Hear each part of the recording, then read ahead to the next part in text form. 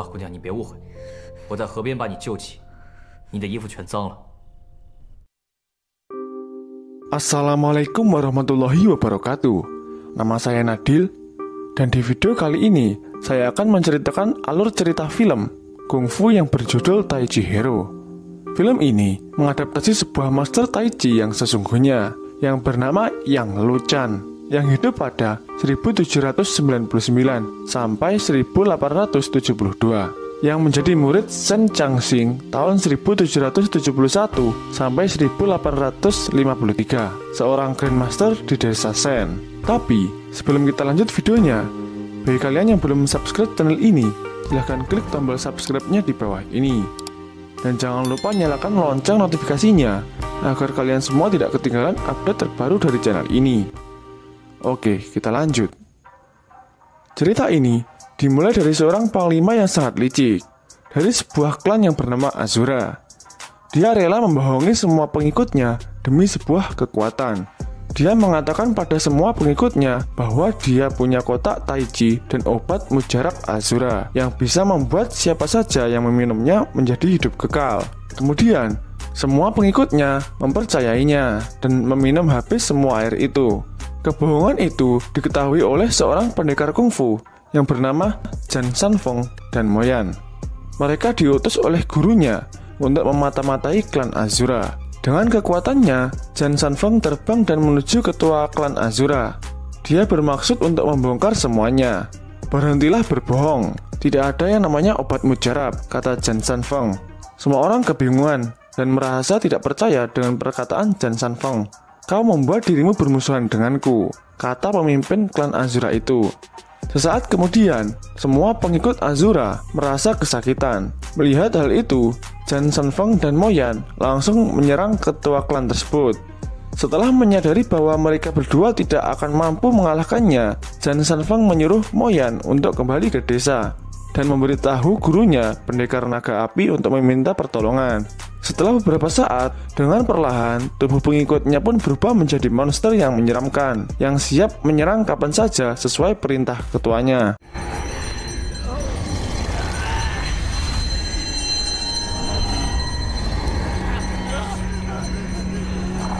Sesampainya di desa, Yan kemudian menunjukkan kotak Taichi yang dibawanya dan mengatakan yang sebenarnya terjadi.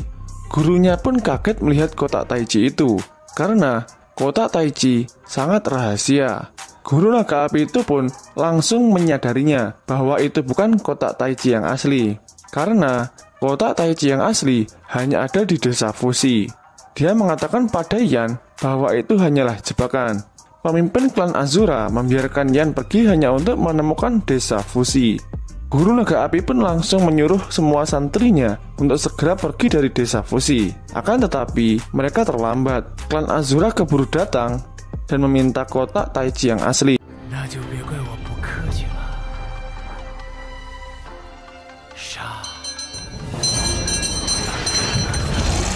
Guru naga api pun mengatakan pada mereka, lebih baik mati dalam pertempuran daripada harus menyerahkan kotak itu. Dengan hanya membunyikan sebuah lonceng saja, semua monster itu langsung menyerang guru naga api dan semua santrinya. Monster itu pun mampu mengalahkan semua santrinya dan menghisap darahnya. Menyadari hal itu, guru naga dan Yan melarikan diri dan bersembunyi di sebuah ruangan.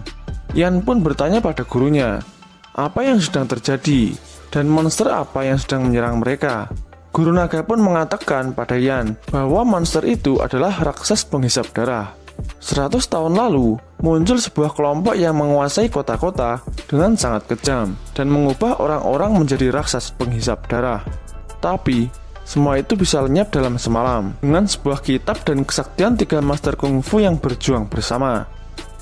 Atas usulan salah satu pendekar, kitab itu pun dibagi menjadi 2. Yang pertama dibawa oleh Si Tuang, ketua negeri surgawi. Ternyata, Si Tuang mempunyai rencana jahat. Dia tidak menghancurkan kitab itu dan ingin menguasai ilmu monster itu. Setengah dari kitab itu memiliki sutra abadi dan disimpan di dalam kotak Taichi yang dijaga oleh guru besar Fushi, dan hanya pendekar Cikada lah yang bisa membukanya. Kemudian, guru naga pun mengambil kotak Taichi itu dan memberikan pada Yan. Guru Naga Api menyuruh Yan untuk membawa kotak itu ke klan Gerbang Naga. Melalui sebuah pintu rahasia, Guru Naga Api mendorong Yan dan menyuruhnya segera pergi. Dengan berat hati, Yan pun mulai berlari menuju klan Gerbang Naga. Sementara itu, Guru Naga Api berdiam dan berusaha melawan klan Azura, dan monster itu demi menghadang mereka. Dengan segala kemampuannya, Guru Naga melawan monster yang hendak menyerangnya. Hingga pada akhirnya, Bao Zhenqing dari negara surgawi datang dan menghabisinya.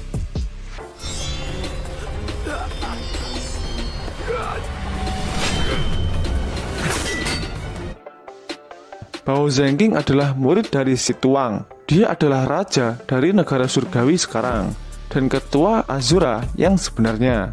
Dia memarahi Panglima Azura itu dan hampir menghukumnya karena tidak mampu mendapatkan kotak Taichi. Akan tetapi, Panglima itu pun memberitahu sebuah informasi penting bahwa kotak tersebut dibawa ke klan Gerbang Naga. Sementara itu, Jan Sanfeng masih tetap bertarung menghalau monster itu hingga akhirnya Guru Qiu pun datang untuk menyelamatkannya. Dia adalah guru dari klan Gerbang Naga. Guru Qiu mentransfer energinya pada Jan Sanfeng untuk mengobatinya. Namun, keadaannya belum membaik dikarenakan Jan Sanfeng terkena racun yang tidak biasa. Xing Xing pun terlihat sangat cemas melihat keadaan kekasihnya yang begitu lemah, karena sehari sebelumnya dia sudah melarangnya untuk terlibat dalam masalah ini. Yan pun datang dan menanyakan kepada Guru Qiu bagaimana keadaan Sanfeng. Guru Qiu bilang pada Yan bahwa Sanfeng tidak apa-apa, dia hanya butuh istirahat saja. Guru Qiu menanyakan apa yang sedang terjadi pada Yan. Yan pun menjawab sambil menangis, "Desa Fushi hancur, dan aku sangat mencemaskan Guru Naga Api. Aku takut dia tidak selamat. Dia pertaruhkan nyawanya agar aku bisa kabur dari klan Azura." Yan kemudian menunjukkan kotak Taichi dan memberikannya pada Guru Qiu. Mendengar perkataan Yan, Sanfeng pun terbangun dan mengatakan pada mereka bahwa dia akan balas dendam atas kehancuran kota Fushi. Sontak, Xing Xing pun menyalahkan Guru Qiu. Kenapa dulu Sutra Abadi itu tidak dihancurkan saja? Karena Sutra Abadi itu sudah menyebabkan banyak kehancuran. Namun, Guru Qiu menjelaskan bahwa Sutra Abadi itu adalah kitab suci seni bela diri terbaik yang pernah ada, dan akan sangat memalukan jika seorang pendekar menghancurkannya. Jadi, ketika pendekar itu sepakat untuk menyimpannya di dalam kotak Taichi. Awalnya, mereka tidak mengetahui niat busuk Si Tuang yang diam-diam menguasai ilmu monster itu. Kotak Taichi itu terbuat dari meteorit dan tidak sembarang orang bisa membukanya. Ada mantra tertentu untuk membuka kotak Taichi itu. Hanya satu orang yang mengetahui mantra itu, dan mantra itu hanya diketahui oleh Tuan Shelushati. Dia tidak pernah muncul selama bertahun-tahun, tidak mudah untuk menemukannya. Guru Qiu pun melarang Sanfeng untuk mencarinya terlebih dahulu, karena racun dalam tubuhnya masih sulit untuk dikeluarkan. Hanya ada satu orang yang bisa menyembuhkannya. Dia adalah Hu Si Tulang Besi. Dia adalah ketua klan Fajar. Seluruh keluarganya dibunuh oleh ahli racun klan Azura. Hanya dia yang selamat, karena dia bersembunyi di lembah kupu-kupu hingga saat ini. Tanpa mereka sadari, ada mata-mata yang mengetahuinya. Semua percakapan mereka diketahui olehnya. Ternyata, klan Azura sudah sampai di sana dan menyerang seisi desa. Panglima Azura menyuruh mereka menyerahkan kota itu. Namun, Guru Qiu tidak memberikannya dan menyerahkannya pada Sanfeng. Dia menyuruh Sanfeng untuk membawanya pergi. Pertarungan pun dimulai.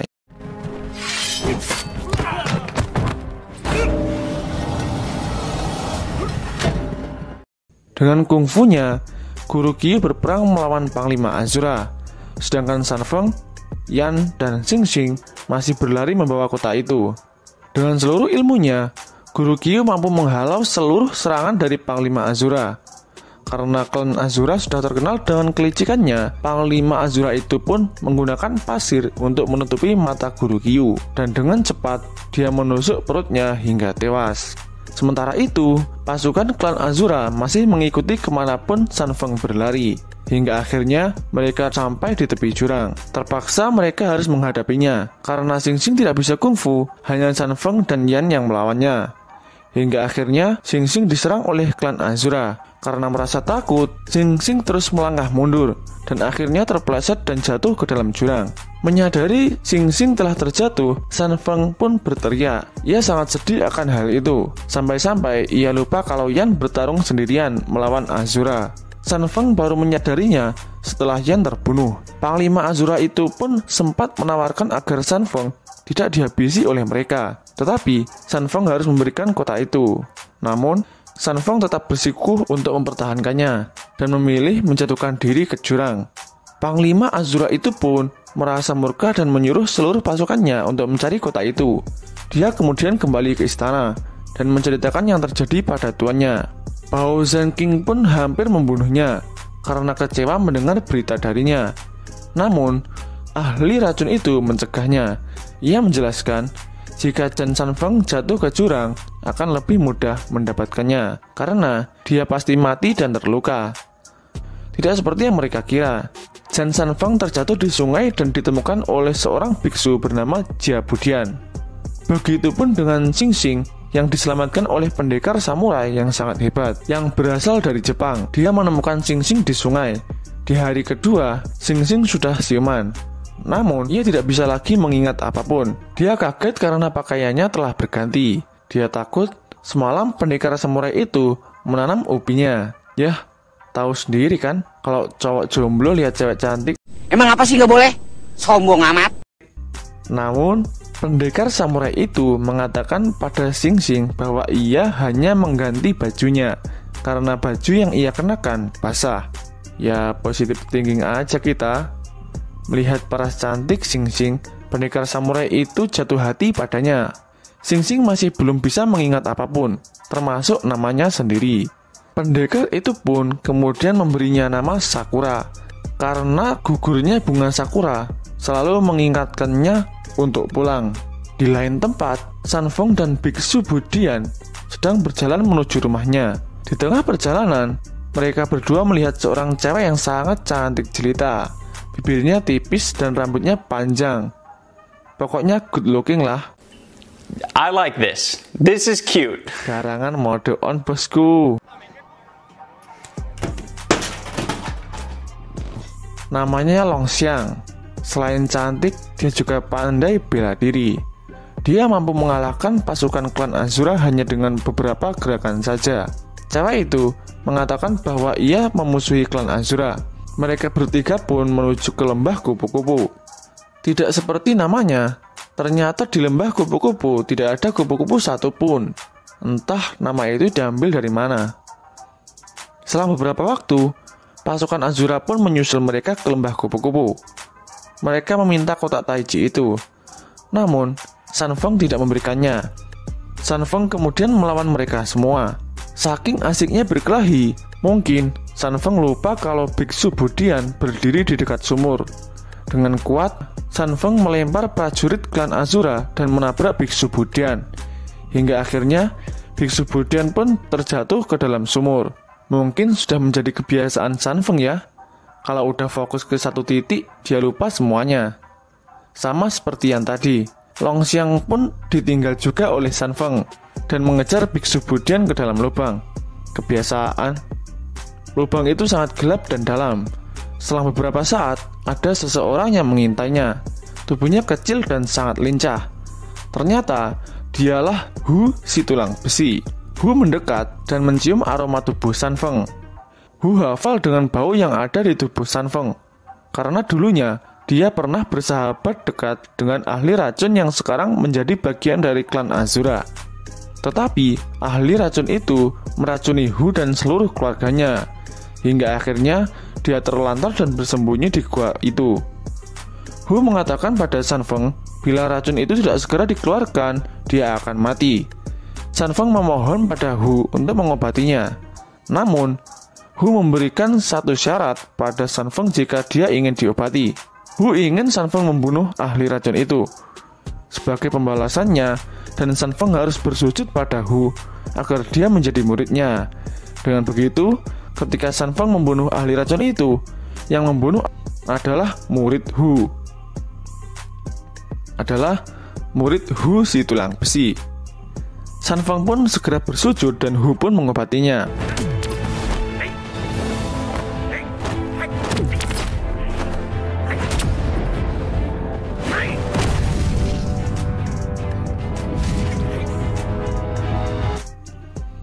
Selesai diobati, Hu menyuruh mereka segera pergi karena tempat itu tidak aman bagi mereka. Di lain tempat, Xing Xing memasakkan pendekar samurai itu. Karena dia berasal dari Jepang, Xing Xing memasak masakan Jepang. Sejak saat itu, pendekar samurai itu mulai mengaguminya. Dia terpesona oleh senyuman manisnya. Tetapi, suasana itu pun berubah ketika memakan makanan Xing Xing. Ternyata, masakannya tak seperti yang terlihat. Demi menjaga perasaan Xing Xing, dia berkata bahwa masakannya sangat enak. Tapi saat Xing Xing mau mengambilkan lagi, dia langsung berdiri dan berpura-pura ada urusan. Di malam harinya, San Feng dan kedua temannya menyusuri sungai itu untuk mencari Xing Xing. Akan tetapi, mereka tidak menemukannya. Di waktu yang sama, Xing Xing dan pendekar itu berjalan di tengah keramaian. Pendekar itu bercerita bahwa kedatangannya ke Cina hanya untuk mencari San Feng dan bertarung dengannya. Karena di Jepang, San Feng sangat terkenal dengan tai chi-nya. Beberapa saat kemudian, mereka menuju ke sebuah kerumunan. Banyak orang melihat pengumuman yang dipasang. Mungkin saat itu belum ada COVID ya. Jadi tidak ada yang menertibkan kerumunan. Haha. Saya Satpol. Saya penjual pentol. Saya bakul sawit. Saya menyintaimu dalam diam. Lanjut. Dalam pengumuman itu tertera bahwa San Feng telah membunuh gurunya dan ada imbalan 1000 keping emas bagi yang bisa memenggal kepalanya. Pendekar samurai itu tidak langsung mempercayainya bahwa San Feng dikenal sangat baik dan tidak mungkin melakukan kejahatan yang begitu kejam. Beberapa saat kemudian, pasukan Azura datang dan mengetahui bahwa Jan San Feng ada di sana. Mereka pun menyerang San Feng. Dengan tai chi-nya, San Feng berhasil menghabisi mereka semua. San Feng dan kedua temannya kemudian kembali ke hulu sungai dan menaiki perahunya. Saat ia sudah di tengah sungai, dia melihat Xing Xing bersama pendekar itu berada di ujung sungai. San Feng kemudian menyuruh biksu Bodian untuk memutar balikkan kapalnya. Namun, Xing Xing keburu pergi dengan pendekar itu. Buat kalian yang ingin tahu kelanjutannya, silahkan klik link yang ada di deskripsi ya. Selamat menyaksikan dan semoga kalian sehat selalu.